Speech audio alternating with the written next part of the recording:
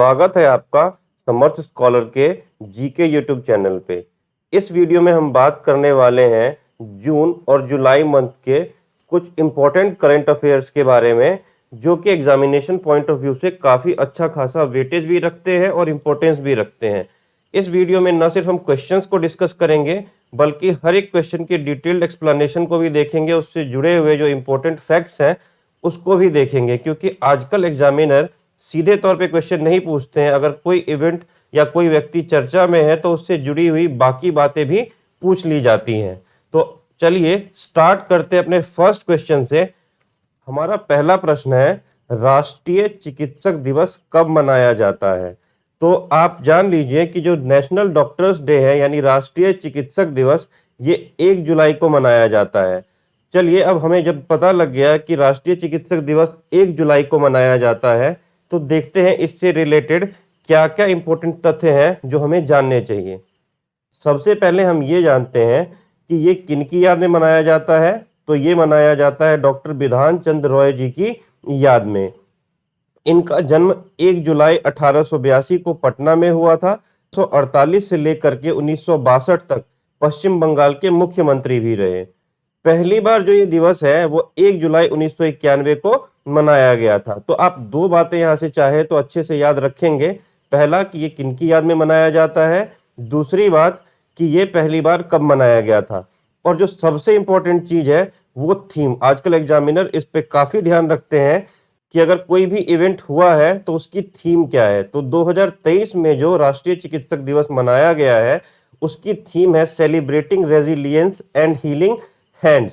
चलिए अब बढ़ते हैं अपने अगले प्रश्न की तरफ। दूसरा प्रश्न है, अंतरराष्ट्रीय संसदवाद दिवस कब मनाया जाता है? सबसे पहले समझते हैं कि ये है क्या। तो जो संसदवाद है ये संयुक्त राष्ट्र में जो अलग अलग देश है उनके संसद और सांसदों की सभा होती है। ये मनाया जाता है 30 जून को। अंतरराष्ट्रीय संसदवाद दिवस मनाया जाता है 30 जून को। अब देखते हैं इससे जुड़े हुए कुछ महत्वपूर्ण तथ्य। सबसे पहला तथ्य अगर देखें तो 30 जून 1889 यानी 1889 को अंतर संसदीय संघ की स्थापना की गई थी। दूसरी बात यहां से देखें तो प्रथम संयुक्त राष्ट्र अंतरराष्ट्रीय संसदवाद दिवस 1899 में मनाया गया था। ये बात आप याद रखेंगे कि पहली बार कब मनाया गया था, तो 1899 में मनाया गया था। और आधिकारिक रूप से इसे 2018 में संयुक्त राष्ट्र महासभा द्वारा पारित किया गया। अगर इसके मुख्यालय की बात करें तो इसका मुख्यालय जिनेवा जो कि स्विट्जरलैंड में है वहां पर है। और इनके अध्यक्ष की बात करें तो ये अध्यक्ष है डुआर्टे पचेको। सबसे इंपॉर्टेंट चीज जो इसकी थीम है वो थीम है 2023 के लिए पार्लियामेंट्स फॉर द प्लेनेट। अंतरराष्ट्रीय संसदवाद दिवस की जो 2023 की थीम है वो है पार्लियामेंट्स फॉर द प्लेनेट। हमारा तीसरा प्रश्न है, किस खिलाड़ी ने लुसाने डायमंड लीग का खिताब जीता है? लुसाने डायमंड लीग का खिताब जीता है तो ये है भाला फेंक खिलाड़ी नीरज चोपड़ा। इनके खेल को याद रखेंगे, ये जेवलिन थ्रो करते हैं। हिंदी में बोले तो भाला फेंक। डायमंड लीग जो है ये भाला फेंक प्रतियोगिता होती है जिसमें इन्होंने 87.6 मीटर भाला फेंका और इस खिताब को अपने नाम किया। इसी वर्ष इन्होंने मई में दोहा डायमंड लीग भी जीता था। ये भी आप याद रख सकते हैं। चलिए मूव करते हैं अपने नेक्स्ट क्वेश्चन की तरफ। चौथा प्रश्न है, G20 के तीसरे इंफ्रास्ट्रक्चर वर्किंग ग्रुप की बैठक किस शहर में की गई है? तीसरे इंफ्रास्ट्रक्चर वर्किंग ग्रुप की बैठक तो ये की गई है ऋषिकेश में। आप बताएंगे कि ऋषिकेश कहां पर है? तो ये है उत्तराखंड में, उत्तराखंड। चलिए इससे रिलेटेड बस इतना ही। मूव करते हैं अगले प्रश्न की तरफ। FIFA under 17 world cup, FIFA under 17 world cup का आयोजन किस देश में किया जा रहा है? तो ये किया जा रहा है इंडोनेशिया में। कहाँ किया जा रहा है? इंडोनेशिया। छठे प्रश्न की बात करें अगर तो प्रधानमंत्री नरेंद्र मोदी को किस देश ने अपने सर्वोच्च राजकीय सम्मान से सम्मानित किया गया है? हाल ही में हमारे देश के प्रधानमंत्री को जो सम्मानित किया गया वो सर्वोच्च राजकीय सम्मान से सम्मानित किया गया है और वो सम्मानित किया गया है मिस्र के द्वारा। मिस्र के राष्ट्रपति कौन है? तो अब्देल फतह अल सीसी। साथ ही साथ ये पुरस्कार जो है उसका नाम क्या है, तो ये है ऑर्डर ऑफ द नाइल। ये नील नदी के नाम पर रखा गया है, ऑर्डर ऑफ द नाइल। बात करें अगर 7वें प्रश्न की, तो भारत के किस गायक संगीतकार को बर्मिंघम सिटी यूनिवर्सिटी ने डायरेक्टर की उपाधि से सम्मानित किया गया है।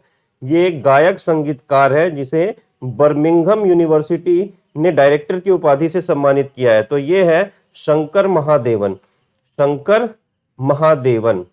मूव करते हैं अगले प्रश्न की तरफ। यह है एशियाई विकास बैंक रेल लाइन सुधार के लिए किस देश को ऋण देगा? एशियाई विकास बैंक, तो ये देगा बांग्लादेश को। कितनी राशि देगा? तो ये देगा 400 मिलियन अमेरिकी डॉलर। 400 मिलियन अमेरिकी डॉलर देगा, ये भी आप याद रखेंगे। साथ ही साथ याद रखेंगे कि ये जो हेडक्वार्टर है किसका? एशियाई विकास बैंक का, ये है मंडालुयोंग, या फिर आप याद रखेंगे मनीला, फिलीपींस। 9वें प्रश्न की अगर बात करें, हिंदुस्तान यूनिलीवर के नए एमडी और सीईओ के रूप में किसे नियुक्त किया गया है? हिंदुस्तान यूनिलीवर के नए एमडी और सीईओ के रूप में किसे नियुक्त किया गया है? तो ये है रोहित जावा। रोहित जावा। 10वें प्रश्न की बात करें अगर, वनडे क्रिकेट में लगातार 3 वनडे में 5 विकेट का हॉल लेने वाले पहले क्रिकेटर कौन बने हैं? लगातार 3 वनडे में 5 विकेट लेने का हॉल, तो ये है वानिंदु हसरंगा। वानिंदु हसरंगा। ये कहाँ के हैं? तो ये है श्रीलंका के। कहाँ कर हैं? तो श्रीलंका के। बात करें अगर प्रश्न 11 की, तो ये है तरंग शक्ति अभ्यास। तरंग शक्ति अभ्यास का संबंध भारतीय सेना के किस अंग से है? तो ये है वायुसेना से। साथ ही साथ ये जो अभ्यास है वो अमेरिका, ब्रिटेन जैसे कुछ महत्वपूर्ण 12 देशों के साथ करने की तैयारी चल रही है। अभी ये हुआ नहीं है, इसकी तैयारी चल रही है। 12वें प्रश्न की बात करें, भारत का सॉलिसिटर जनरल किसे नियुक्त किया गया है? भारत का सॉलिसिटर जनरल किसे नियुक्त किया गया है? तो ये कोई नई नियुक्ति नहीं है, ये तुषार मेहता है। इन्हीं को 3 वर्ष के लिए इनका कार्यकाल जो है वो बढ़ाया गया है। ये पहले से है, इनका कार्यकाल जो है वो अगले 3 वर्ष के लिए बढ़ा दिया गया है। बात करें अगर 13वें प्रश्न की, तो प्रसिद्ध पेन पिंटर प्राइज 2023 किसे दिया गया है? ये काफी इंपॉर्टेंट प्रश्न भी है। तो ये जो पेन पिंटर प्राइज दिया गया है, ये दिया गया है माइकल रोसेन को। किसे दिया गया है? Michael Rosen. और इनके बारे में आप जान सकते हैं, तो ये है ब्रिटिश मूल के। किस मूल के हैं? ब्रिटिश मूल के। और ये बेसिकली क्या करते हैं, तो बच्चों से रिलेटेड कहानियां लिखते हैं, जो आधुनिक समय में कुरीतियां चल रही है समाज में, उसको उजागर करने का काम करते हैं। 14वां प्रश्न, गुस्ताव क्लिम्ट का संबंध किससे है? तो गुस्ताव क्लिम्ट का जो संबंध है वो पेंटिंग से है। अब ये प्रश्न क्यों लिया गया है, इसके तथ्य को देखकर पता लगेगा। क्या है कि इन्होंने एक पेंटिंग बनाई है, इनकी अंतिम कलाकृति है जिसका शीर्षक है lady with a fan. Lady with a fan. अब इन्होंने क्या किया, इसको ब्रिटेन में एक म्यूजियम में नीलामी के लिए रखा, और ये जो है 85.3 मिलियन यूरो बोले या फिर 108 मिलियन डॉलर बोले, इतने में बिका है। अब 108 मिलियन डॉलर किसी पेंटिंग के लिए बहुत बड़ा अमाउंट होता है। तो अब तक की सबसे महंगी कलाकृति के रूप में इसकी जो नीलामी है वो हुई है, और इसीलिए जो गुस्ताव क्लिम्ट है ये चर्चे में भी आए हैं। इनका नाम आप याद रखेंगे। बात करेंगे 15वें और आखिरी प्रश्न की।